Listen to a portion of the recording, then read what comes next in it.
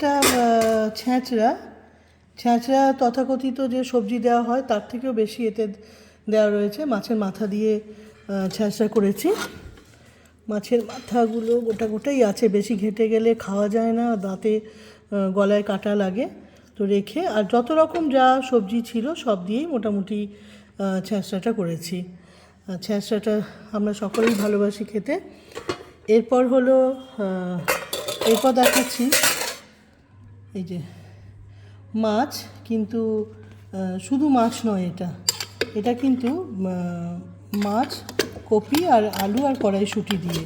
মজার কথা হচ্ছে এটা কিন্তু আমি প্রেশার কুকারে রান্না করেছি, তাতে আমার সময়টা কম লাগে আর রান্নাটাও আমার খেতে সুস্বাদু হয়। এই যে পেঁপে দিয়ে আলু দিয়ে। আর আরেকটা নতুনত্ব আজকে রান্না করেছি, সেটা হচ্ছে মাছ, একটা পোনা মাছ, কিন্তু মাছটাতে দুটো ইনগ্রিডিয়েন্ট, একটা কালো জিরে আর একটা কাঁচা লঙ্কা। তেলের মধ্যে কালো জিরে ফোড়ন দিয়ে আর কাঁচা লঙ্কা আর কালো জিরে বাটা।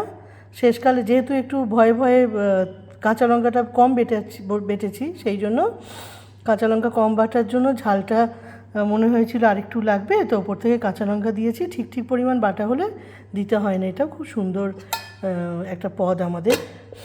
আর রয়েছে আমার চাটনি, টমেটো পাঁচফোড়ন দিয়ে আদা কুঁচো দিয়ে যে চাটনিটা হয়, চাটনি। আর এইটা ইলিশ মাছের মুড়ো ভাজা।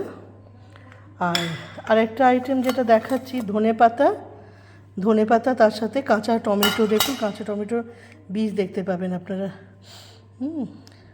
কাঁচা টমেটো, ধনে পাতা আর কাঁচা লঙ্কা নুন দিয়ে, চিনি একটু দিয়েছি 4 দানা, আর বাটা।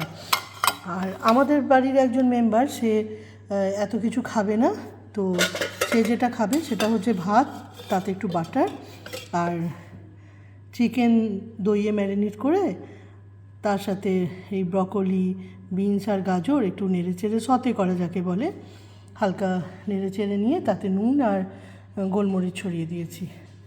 এই আজকের আমাদের রান্না।